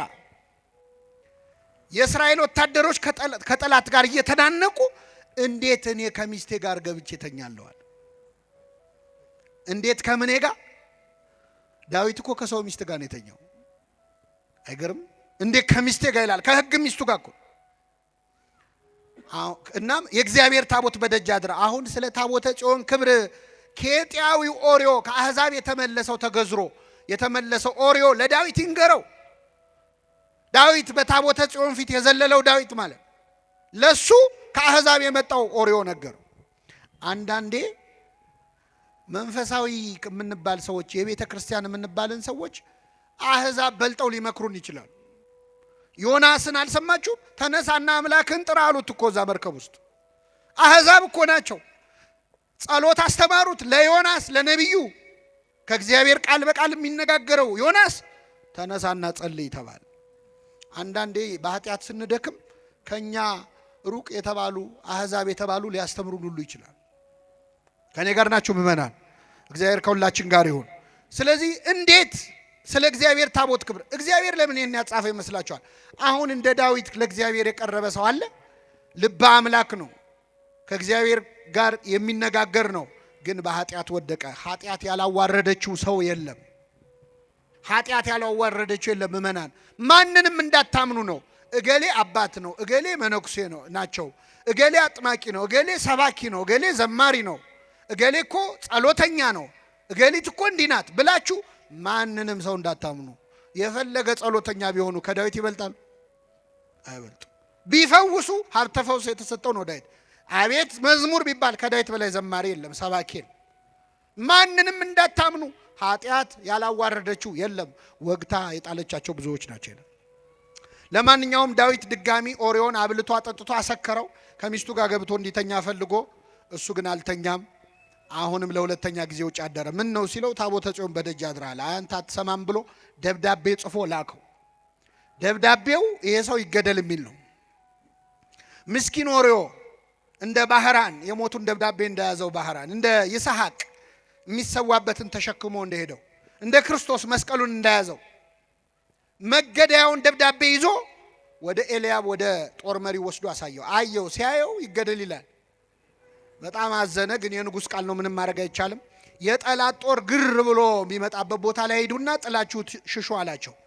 እሺ ብለው ወታደሮች ጠላት ሲመጣ ኦርዮን ብቻውን ጥለውት ሮጡ። ወዴት ነው የምትሄዱት? ታቦተ ጽዮንን ከድታችሁ እስራኤልን ከድታችሁ እያለ እየለፈለፈ ተደብድቦ ሞተ። ይህ ሁሉ ሲሆን ማን ይመለከታል? ማን ይመለከታል? ነቢዩ ናታንን ላከው እግዚአብሔር። የእግዚአብሔር ነቢይ ናታን በፈረስ ላይ ሆኖ መጣ። ነቢያት በአህያ ላይ ከመጡ አገር ሰላም ነው፣ በፈረስ ላይ ከመጡ ችግር አለ። ምንድነው አለ ዳዊት። ደነገጠ። አረ ንጉሥ ሆይ በአገር ትልቅ በደል ተፈጽሟል። ምን ነው ምን ሆነ አለ። አይ አንድ ሰው አንድ በግ የነበረው ድሃ ሰው ነበረ እና ይህ ድሃ ሰው ከጎረቤቱ ደግሞ ብዙ በጎች ያሉት ባለጸጋ ሰው እና ይህ ሰው ወደ ሩቅ አገር መሄድ ሲፈልግ ይችን አንዲት በግ ለባለ ብዙ በጉ ሰውዬ አደራ ብሎ ሰጠው። ይህ ሰው እሺ ብሎ ተቀበለ። ከዛ እንግዳ መጣበት። እንግዳ ሲመጣበት ብዙ በጎቹ መሃል አንዱን ማረድ ሳስቶ ይህ ሰው አደራ ብሎ የሰጠውን በግ አረደበት። ምን ይመስልሃል ንጉሥ ሆይ አለው። ይህ ሰው ምናምንቴ ነው አለ። ስለ አንድ ፈንታ 4 እጥፍ ይመልሳል። ስንት እጥፍ? ንጉሥ ሆይ ያ ሰው አንተ ነህ አለው። ንጉሥ ሆይ የፈረድከው በማ ላይ ነው? በራስ ላይ ነው። ብዙ በጎች አሉት የተባልከው እግዚአብሔር ባይፈቅደውም ዳዊት ብዙ ሚስቶች ነበሩት፣ ብዙ ቁባት ነበሩት። እግዚአብሔር አንድ ሰው ለአንድ ሰው ነው ያለው። ዳዊት ግን ብዙ ሚስት ነበረው። አንተ ነህ። አንዲት በግ አለው የተባለው አንተን አምኖ ጦር ሜዳ ሄደው ኦርዮ ነው። እንግዳ መጣብህ የተባለው ጊዜያዊ ስሜት ነው፣ ፍትወት ነው።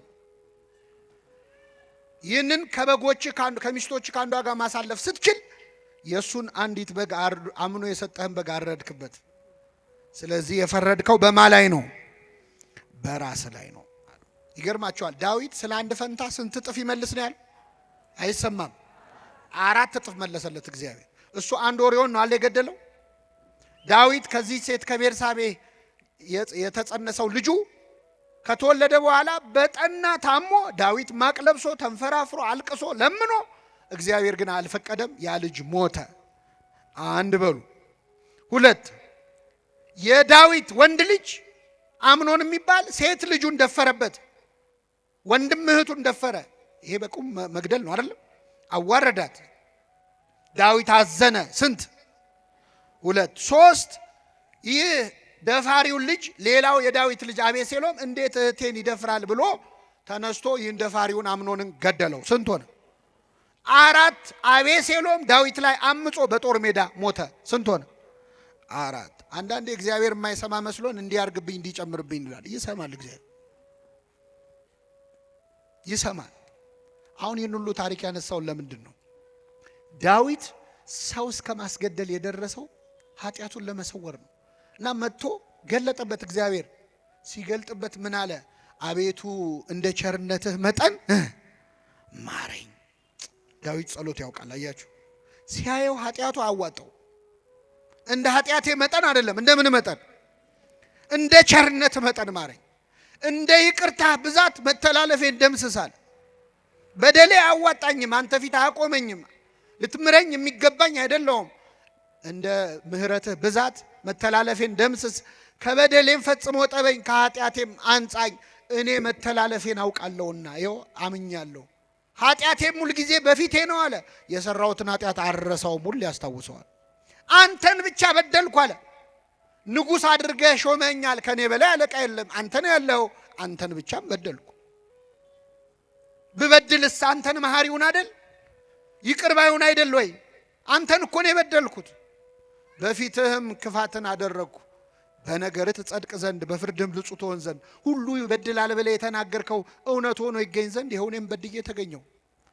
ሁሉም ለካ የረከሰ ነው አለ ዳዊት። ይህንን ሁሉ ኃጢአት ውስጥ የገባው ግን ኃጢአቱን ለመደበቅ ነው። ኃጢአቱ ተደበቅ አልተደበቀም? እንኳን ሊደበቅ ይኸው የብስራተ ገብርኤል ምእመናን ቁጭ ብላችሁ የዳዊትን ኃጢአት እየሰማችሁ ነው አይደል? የሰው ሚስት እንዲያርጎ እኔ ገና ሌላ ደብሬ እጄ እናገራል። እሱ የዛ ዘመን ሰው እንዳይሰማ ነው የፈለገው አይደል? መማሪያ ያደረገው እግዚአብሔር። መማሪያ ከመሆን ይሰውረን። አይገርምም? የዘር ሐረጉ እንኳን ሲዘረዘር መች ለቀቀው? አብርሃም ይስሐቅን ወለደ፣ ይስሐቅም ያዕቆብን ወለደ ብሎ እሴይም ዳዊትም ከኦሪዮ ሚስት ሰሎሞንን ወለደ ይላል። ከማን ሚስት እስቲ በሉ? ከኦሪዮ ሚስት ማንን ወለደ? ሰሎሞንን ወለደ። እዚህ ውስጥ ዳዊትንም የኦሪዮ ሚስትንም እግዚአብሔር እንዳዘነባቸው ያሳያል። ዳዊትን ከኦሪዮ ሚስት ብሎ በኃጢአት መውለዱን ገለጠበት። የኦሪዮ ሚስት ደግሞ ምንድነው ጥፋቷ ካላችሁ፣ ባሏን ከገደለ በኋላ እሷ ከዳዊት ጋር ሚስት ሆና ቀጥላለች አይደል? አልቀጠለችም? ከባሏ ገዳይ ጋር ኖራለች። ስለዚህ ይህ ደግሞ ጥፋቷ ስለሆነ ስሟ ወንጌል ላይ ይጻፍ ዘንድ አይገባትም። የማን ሚስት አላት? የኦሪዮ ሚስት። የኦሪዮ ሚስት አላት። ኃጢአትን ስትደብቀው እግዚአብሔር ይገልጥብሃል፣ ስትገልጠው ይሸፍንልሃል። እግዚአብሔር ኃጢአታችንን ይሸፍንልን። እንዲሸፍነው ግን መግለጥ አለብን። ንስሐ አባቶቻችሁ ጋር ቀርባችሁ ምን ይሉኝ ይሆን አባ፣ እንደው ይታዘቡኝ ይሆን ምናምን፣ እንደው ለሌላ ሰው ቢናገሩ። ሲጀመር ካህን አዲስ ኃጢአትም አንሰራም እኛ፣ ብዙ ክሬቲቭም አይደለን በነገራችን። የሁሉም ሰው ኃጢአት አንድ አይደለም። ሁለተኛ መተህ የምትናገረው ለካህኑ አይደለም። ለማን ነው? ለእግዚአብሔር። ምን ቸገረ? ተናገረው፣ ተበቀለው። ሰይጣንን አንተ ላይ የሰራውን ያቆሰለህን ቁስል ገልጣ አሳየው ለካህኑ። እንዲያርጎኛል ብለህ እግዚአብሔር ፊት አሳየው። ሕፃን ሆነን ትዝ ይላችኋል፣ ስንመታ ወላጆቻችን ጋር መተን የተመታንበትን ቦታ እዚህ ጋር ተመታው ብለን እንደምናሳየው ንስሐ ስትገቡ ሰይጣን የመታችሁን ለአባታችሁ ለእግዚአብሔር እያሳያችሁ። እዚህ ጋር ነው የቆሰልኩት፣ እዚህ ጋር ነው የታመምኩት። ሰይጣን ያፍራል። ስንት ዓመት አንተ ላይ የገነባውን የኃጢአት ግንብ ስትናዘዝ ይፈርስበታል። አንተም ሰላም ታገኛለህ። ናዘዘ አረጋጋ ነው። ኑዛዜ መረጋጋት ነው። ሰላም ታገኛለህ፣ እረፍት። ስለዚህ ኃጢአተኛ ሆነን ለምን ትዕቢተኛ እንሆናለን? ለምንድን ነው ገጽታችን የሚያሳስበን? ለምንድን ነው ጥሩ ሆኖ መታየት የሚያሳስብህ? እግዚአብሔር ፊት ብታጋልጠው ራስህን በመላእክቱ ፊት ከመዋረድ ትድናል። በፍጥረት በፍጥረት ሁሉ ፊት ኃጢአት ከሚገለጥ በፈጣሪ ፊት ቢገለጥ ይሻላል። በሰው እጅ ከመውደቅ በማን እጅ መውደቅ ይሻል? እግዚአብሔር በሱ እጅ እንድንወድቅ ይፍቀድልን። አሁን አንዳንድ ሰው ንስሐ አባቱ ጋር ይመጣና ቅኔ የሚቀኝ ሰው አለን። ሲናዘዝ ራሱ ለቄሱ እንዳይገባ አድርጎ ማለት። አንዳንዱ ብልጥ ለመሆን ይሞክራል። አባ እኔ በቃ እንደው ባጭሩ ኃጢአት የተባለውን በሙሉ ምን ብያለሁ? ሰርቻለሁ። እንደዚህ ይቻላል? አይቻልም። ሐኪም ቤት ሄደ ዶክተር ባጭሩ በሽታ የተባለውን በሙሉ ታምሜያለሁ ትላል። ይሸቀሽቀኛል፣ ይወጋኛል ነው አይደል? በሽታውን የደበቀ ምን የለውም፣ ኃጢአቱን የደበቀም ስርየት የለውም። እግዚአብሔር ኃጢአታችንን ለመግለጥ ያብቃል።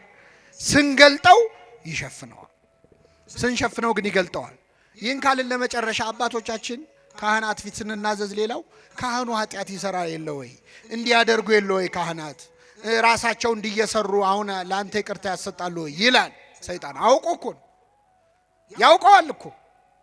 ካህናት የሚሰጡት አገልግሎት ከኃጢአትና ከጽድቃቸው ጋር አይገናኝም። ቅዱስ ባስልዮስ ካህናትን በማህተም ይመስላቸዋል። ማህተም ሁለት ማህተም ቢኖር ይላል፣ አንዱ የብረት አንዱ የወርቅ ቢሆን እላዩ ላይ የንጉስ መልክ ቢኖረው የንጉሱ መልክ አንድ አይነት ከሆነ ቀለም ነክረ ስትመታው የማህተሙ ስዕል የትኛው የወርቅ የትኛው የብረት እንደሆነ ማወቅ ይቻላል? አይቻልም። በኃጢአተኛ ካህንና በንጹህ ካህን መሃልም ያለው ልዩነት ይሄ ነው። የወርቅ ማህተም የተባለው የኃጢአተኛ ካህን ነው፣ ንጹህ ካህን ነው። የብረት ማህተም የተባለው ኃጢአት ያለበት ካህን ነው። የሚሰጡት አገልግሎት ግን ስንት ነው? አንድ። ምክንያቱም በካህናት አድሮ የኃጢአት ይቅርታ የሚሰጠው ማን ነው?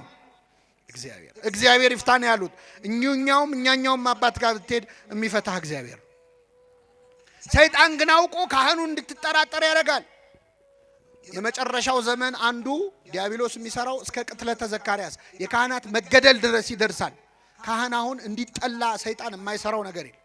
ከቅዱስ ፓትርያርኩ አንስቶ ካህናትን እንድንጠላ እኔ ቄስ አልወድም የሚሉ ኮስተር ብለው ደስ ብሏቸው የሚሉ ሰዎች ያሉት ሰይጣን ሆን ብሎ የሚሰራው ካህንን ሲያጣላ ንስሐ እንደማትገባ ስለሚያውቅ ብዙ ሰው ንስሐ እንዳይገባ ከካህናት ጋር ከስጋ ወደሙ ከቅዳሴም እንድትርቅ ካህኑን ያጣላል። እረኛውን እመታለሁ በጎቹም ይበተናሉ የሚለውን ለመፈጸም የፈለገ ብንበድል ካህናት ቢበድሉ በእነሱ የኃጢአት ይቅርታ የሚሰጠው ማን ነው? እግዚአብሔር። እንደዚህ አድርጋችሁ አስቡ። እንዲህ ብታስቡ ነው የምትጠቀሙት። እንዲህ ብታስቡ ነው የምትጠቀሙት። በዚህ በቅዱስ ጳውሎስ መልእክት ተርጓሜ ላይ አንድ ጆሮ የሚከብድ ታሪክ ተጽፏል። አንድ ሰውዬ ንስሐ አባት ይዛል እና በጣም ባለጸጋ ሰው ነው።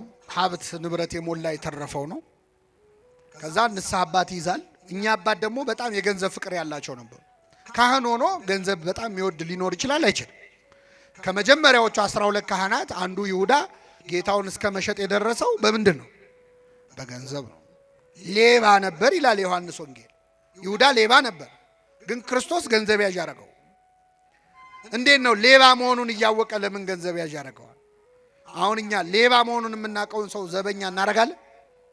ኧረ እኛ አስተውት። ሌቦች ራሳቸው ሌቦች ዘበኛ ሲቀጥሩ የሚቀጥሩት ሌባ ነው ታማኝ ሰው?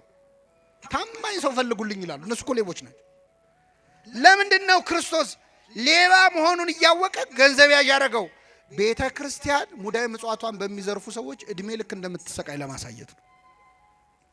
እኔ ያለውም ሌባ ነበረ እንዳትደነግጡ እያለ ነው። ይኖራል ሌባ ለወደፊቱም። ይሁዳ ጌታውን በ30 ብር ሸጠ። በሱ ቤት ክርስቶስን የሸጠ መስሎታል። በ30 ብር የሸጠው ግን የራሱን ነፍስ ነበረ። የራሱን ነፍስ ነው። ጌታ ምኑ ይሸጣል? የራሱን ነፍስ 30 ብር መዘነላት። ያቺ ሴት 300 ዲናር የሚያወጣ ሽቶ አምጥታ እንደ ተራ ነገር አፈሰሰችው። ያቺን ሴት ይሁዳ ተቃውሟን ነበረ።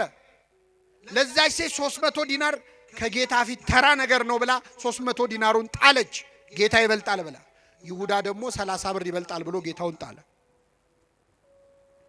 እና እኚህ ሰውዬ ገንዘብ ይወዱ ነበር። ንስሐ አባት ሁኑኝ አላቸው። ሰውየው ባለጸጋ ነው፣ እሺ ብለው ተቀበሉት። ከዛ ጥቂት እንደቆዩ ሊያማክሩት መጡ። እንደው እባክህ አንድ ችግር ገጠመኝ። ምን ነው አላቸው። የእርሻ መሬት አለኝ፣ ግን ገበሬዎች የሉኝም፣ በደንብ የሚያርሱልኝ የሉኝ እና ከገበሬዎች አንዱን ላክልኝና የኔን መሬት ይረስልኝ አሉት። እሺ ችግር የለም ብሎ ገበሬ ያዘዘላቸው። የንስሐ አባት መሬት ማሳረስ ቀርቶ መጽሐፍ ቅዱስ ላይ ቤት ሰርቶ ይሰጣል።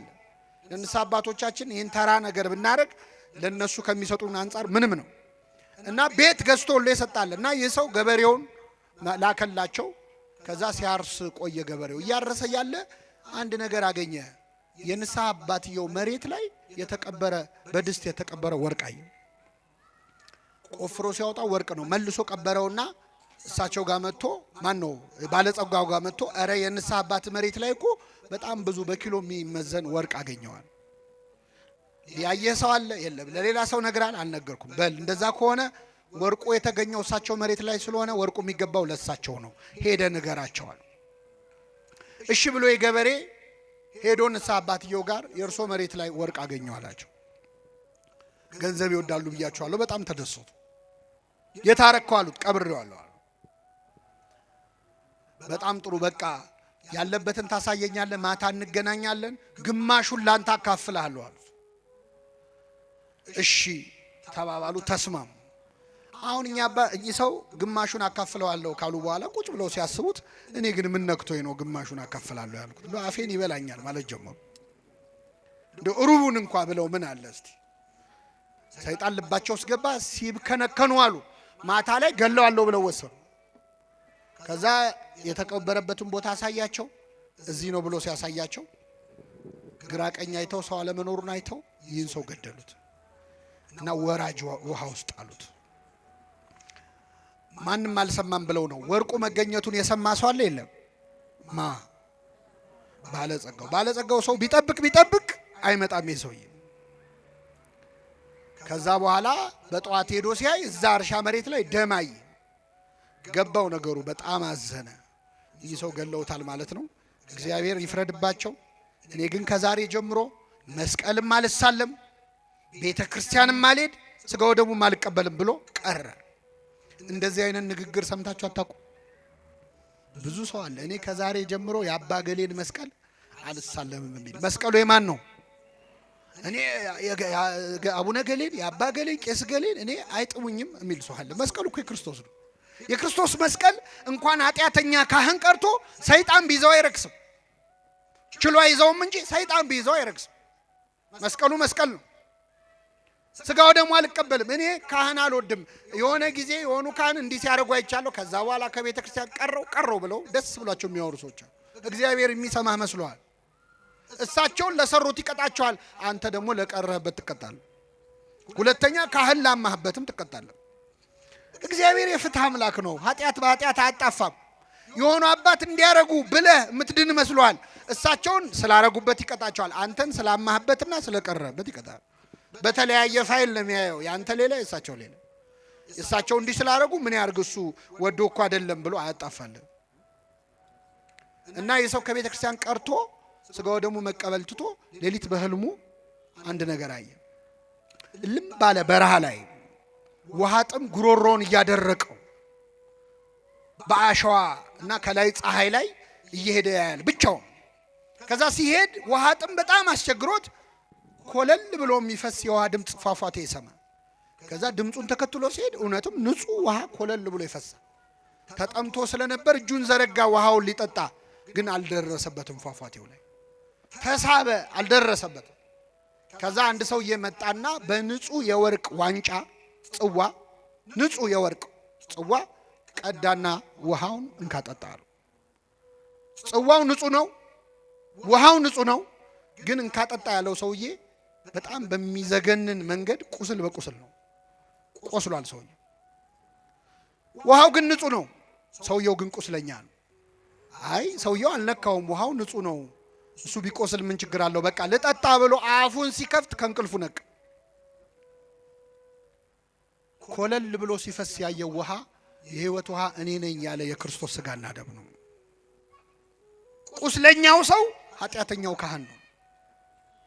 የኃጢአተኛው ካህን ቁስል የስጋው ደሙን ንጽህና ሊያሳድፈው አይችልም። እንደዚህ አድርጎ ለማሰብ እግዚአብሔር በቸርነቱ ይርዳን። የመጨረሻው ካህናት ንስሐችንን ከሰሙ በኋላ የሚሰጡን ቀኖና አለ። በነገራችን ላይ ለካህናት የምንናዘዘው እግዚአብሔር ይፍታ እንዲሉም ብቻ አይደለም። ኃጢአቱን ይሰሙና ከዛ ኃጢአት የምንላቀቅበትን መንገድ ያማክሩና አንድ ሰው ስርቆት ከሆነ የሚጸናበት መጽውት ይባላል። በሰረቀበት እጁ ምን እንዲል እንዲሰጥ። ዝሙት ከሆነ የሚጸናበት ጹም ይባላል። ስገድ ይባላል። ሰውነቱን መግዛት እንዲችል። ስንፍና ከሆነ ይሄን ያለ እግር መንገድ ሂድ ሊባል ይችላል። በጠዋት ተነስተ እንዲያርግ ሊባል፣ ጠበል ተጠመቅ ሊባል ይችላል። ካህናት የሚሰጡ ቀኖና ቅጣት አይደለም፣ ሕክምና ነው። መድኃኒት የሚሰጠው ለቅጣት ነው አይደለ? ሕክምና ነው። እና ለምሳሌ የሚሰጥ ቀኖና አለ። ጾም አለ፣ ጸሎት አለ፣ ሌላስ ስግደት አለ፣ ምጽዋት አለ፣ ፈውስ መንፈሳዊ የሚባል መጽሐፍ አለ በቤተ ክርስቲያናችን። ብዙ አይነት ነው የቀኖና። ካህኑ ሊቆጣ ይችላል። እኛ መቼስ አሁን ካህናት ቢቆጡን እንዴ ቁጣው ምን አመጣው ብለን አንመጣ። አንዳንድ ሰው ጥያቄም ብሎ ይጠይቀናል። ንስሐ አባቴ ስናዘዝ ኃጢአቴን ፊታቸውን ክስክስ ያደርጉብኛል እና ጀብዱ ነው እንደ የሰራው ይሳቁልን። ኃጢአት እኮ ነው የምትነግራቸው፣ መገሰጽ አለባቸው። ይቆጣሉ፣ ተቆጡ፣ ኃጢአትን አታድርጉ ብሏል። ስለዚህ ይቆጣሉ፣ ግን ይራራሉ። ካህኑ የሚገስጹ ከኃጢአቱ እንድትላቀቅ ነው፣ ጠልተው አይደለም። መድኃኒት እያቃጠለ አይደል የምትቀባው፣ ቁስልህን እንዲፈውስ ነው። ስለዚህ ተቆጥቶ በጣም ያስጨንቁ ማለት አይደለም። ግን ካህናት ሊገስጹን ይችላል፣ ሊቆጡን ይችላል፣ ና ሊሉ ይችላሉ፣ ሂድ ሊሉ ይችላሉ። በዛ በእርምጃ ውስጥ ከእግዚአብሔር እንድትቀርብ ነው፣ ስንፍና እንዲለቅ ነው። ጠበል ተጠመቅ ሊሉ ይችላሉ፣ እስከዚህ ሰዓት ጹም ሊሉ ይችላሉ። ዓላማው ግን እኛን ከኃጢአት ማላቀቅ ነው። በኋላ ሄደ ቴራፒስት ጋር ሳይኮሎጂስት ጋር መከራን ከምታይ ካህኑን ሰምተህ ያሉን ብታደርግ እግዚአብሔር የበለጠ ረድኤት ይሰጣል። ዓላማው ሰውየውን መፈወስ፣ ፈውስ መንፈሳዊ ከኃጢአት ከሱሱ ከልማዱ መላቀቅ እንዲችል እና የሚሰጠው ቀን ነው። አሁን እኛ የሚመስለን ብዙ ኃጢአት ያለበት ሰው ብዙ ስገድ የሚባል፣ ትንሽ ኃጢአት ያለበት ሰው ደግሞ አይ አንተ ችግር የለውም ትንሽ እንደዚህ የሚባል ነገር የለም። ካህናቱ አይተው ተመሳሳይ ኃጢአት ሰርተን የተለያየ ቀኖና ሊሰጡን ይችላሉ፣ የሰውየውን ታሪኩን ስለሚያውቁት። ለምሳሌ በጣም ብዙ ኃጢአት ላለበት ሰው ትንሽ ስገድ ሊሉት ይችላሉ። ለምን? ብዙ ስገድ ካሉ ደንግጦ እንዳይጠፋ። ሁለተኛ ችሎ ከሰገደ ደግሞ እግዚአብሔር ይቅር ያለኝ በስግደቴ ነው እንዳይ። እንደውም አንድ አባት በጣም ብዙ ኃጢአት የሰራ ሰው መጣና ነገራቸው። ሲነግራቸው 3 ስገድ አሉት። ስንት? 3000 ነው 300 ነው አለ። አይ 3 ስገድ ሰገደ። እግዚአብሔር ይፍታ ሄደ። አላመነም ሄደ። እና ያው ለታሪኩ እንዲመች ነው፣ እግዚአብሔር የማያውቀው የለም። ጌታ ተገልጦ ለምንድን ነው 3 ብቻ ስገድ ያሉት አላቸው። ሲላቸው ጌታ ሆይ 3 ስገድ ያልኩት እኔ ጨካኝ ሆኜ ነው። አንተ ብትሆን ኖሮ ኃጢአት ተሰረየችልህ ብለህ በነፃ ምን ትለው ነው ታሰራበት። የኛ ኃጢአት ከእግዚአብሔር ምሕረት ይበልጣል አይበልጥም? የሱ ምሕረት እንደ ባህር ነው፣ ባሕረ ምሕረት ይባላል እግዚአብሔር። የኛ ኃጢአት እንደ ደም ጠብታ ነው። ባህር ላይ ደም ጠብ ቢል ባህሩ ደም በደም አይሆንም። ስለዚህ ኃጢአታችንን ወደ ጥልቁ ይጥላል ያለው ሆሴ ይህንን ወአስጥምኒ ውስተ ቀላየ ምሕረቱ ለበኩልኪ ይላል አባ ጊዮርጊስ። ወደ ልጅሽ ወደ ምሕረቱ ባህር ጨምሪኝ ይላታል እመቤታችን። እግዚአብሔር ወደ ምሕረቱ ባህር ይጨምረን ሁላችንን።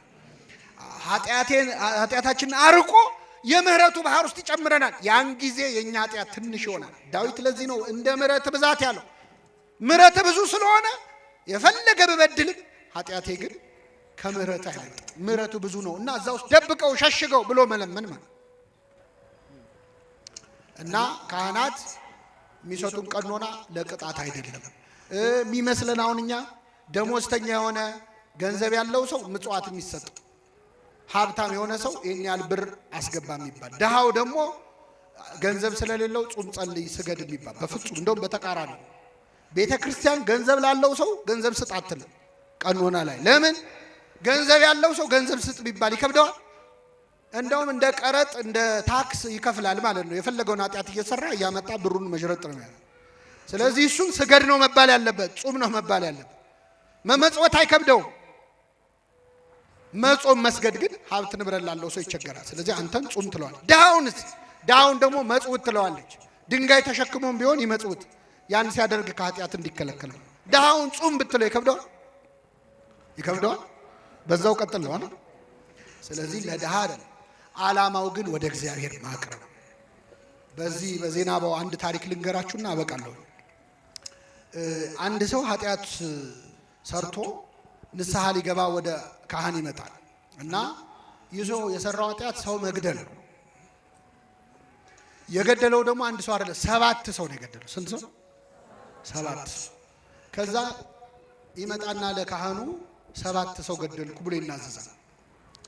እንግዲህ ካህናት እንደነገርኳችሁ ለሐኪም በሽታ ብርቁ እንዳልሆነ ለካህናትም ኃጢአት ብርቃቸው አይደለም፣ ያውቁታል። ግን በአጋጣሚ ሆኖ ይህ ሰውዬ ሊናዘዝ የመጣው ገና ከተሾሙ ዓመት ያልሞላቸው ቄስ ጋር ወጣት ናቸው እና መጥቶ 7 ሰው ገድያለሁ ሲላቸው በስመ አብ ወወልድ ወመንፈስ ቅዱስ አለ።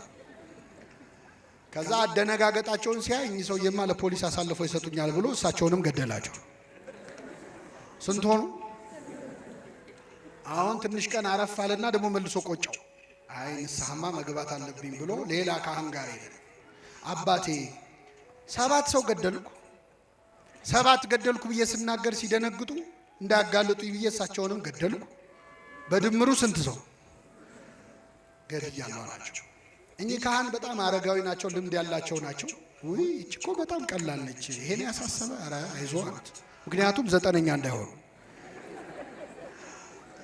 ሲያዩት ሰውየው አያዋጣም አይደል? ይሄን ያሳሰበ ይሄ ሰይጣን ነው፣ እንደውም አይዞህ አንተ ጠበል ነው መጠበቅ ያለብህ፣ ጠበል አጠምቃለሁ ትሄዳለህ። ደስ አለው። ከዛ ና አሁን ነው እንደውም አጠምቅ ብለው ይዘውት ወደ ሆነች ዋሻ ወሰዱት። ከዛ ጉድጓድ አለ፣ ጉድጓድ ውስጥ ውሃ ወርደህ ታመጣለህ፣ ጠበል አጠምቃለሁ፣ ይለቃል፣ አይዞህ። ደስ አለው። በገመድ አወረዱት፣ ገባ። ውሃ ሊቀዳ ወደ ውስጥ ሲገባ ውሃ የለም። ጉድጓዱ በጣም ረጅም ነው፣ ታች ነው የገባው። ሲፈልግ የለም ውሃ። ሲመለስ አባ ገመዱን ሰብስበውታል። አንተ እዛው ነው መቆየት ያለብህ አሉት። ይገርማችኋል፣ ይሄ ሰውዬ ውስጥ ሆኖ ይዝታል። ልውጣ ብቻ እኔ እንደ ሌሎቹ አንተ መግደል አይደለም ቆራርጣለሁ ይላል። ችግር የለውም። እሳቸው በቀን አንዴ ይመጣሉ። ማታ አንዲት ኮዳ ውሃና አንዲት ዳቦ ይጥሉለታል። ይዝታል፣ ይበላል። በቀን አንዴ ነው የሚበላው። ማታ 12 ሰዓት ነው። ምን እያደረገ ነው የሰውዬ? መልሱልኝ። 7 ቀን ጾመ። ይዝታል፣ ይበላል፣ ይዝታል፣ ይበላል። ከዛ እየቆየ ሲመጣ ዛቻው እየቀነሰ ልመና ሁሉ ጀመረ። ኧረ ተው ያስወጡኝ፣ ግድ የሎትም በቃ ምንም አልነካዎትም ማለት ጀመረ። ከብዙ ቆይታ በኋላ ግን ምን አላቸው? ነገ ሲመጡ መጽሐፍ ቅዱስ ይዘውልኝ ይምጡ፣ እዚህ መቆየቴ ካልቀረ ቁጭ ከምላለና መጽሐፍ ቅዱስ ተሰጡ። ማንበብ ጀመረ። ከዛ ሲመጡ ምን ይላል? ኧረ የኔ ኃጢአት ሰው መግደል ብቻ አይደለም፣ ኧረ የኔ በደል ብዙ ነው እያለ በየቀኑ ብዙ ኃጢአት መናገር ጀመረ። አይዞ እግዚአብሔር ይቅር ይበል ይሉታል፣ ይሄዳል። ዓመት ሆነ፣ 2 ዓመት ሆነ። ቆየ ሰው በጣም በቃ ጸሎተኛ ሆነ። ከብዙ ጊዜ በኋላ እኛ አባት ሲመጡ የሰውዬ እዛ ጉድጓድ ውስጥ የለም። ደነገጡ። ያው የእሱ ነገር አይታመንም፣ ቤት በኩል ዞሮ ሊመጣ ነው ብለው አባቴ ይፍቱኝ የሚል ድምፅ ሰሙ። ቀና ሲሉ አየር ላይ ነው ያለው ሰው። እግዚአብሔር ይፍታሉ፣ ተሰወረ። በቅቷል ማለት ከሳቸው በለጠ በቅድስ። አባቶቻችን ጾሙ ጸልዩ የሚሉን ለሰራነው ኃጢአት ሊቀጡን አይደለም፣ ወደ ማን ሊያቀርቡን ነው? እግዚአብሔር የሰማነውን ለንስሐ ያድርግልን። ለጠቅላላ እውቀት አይደለም የተማርነው። ይህንን ድምፅ የሰማችሁ ሰዎች ንስሐ ግቡ፣ ዛሬውኑ ንስሐ ግቡ። የሰማነውን በልቡናችን ያሳድርብን።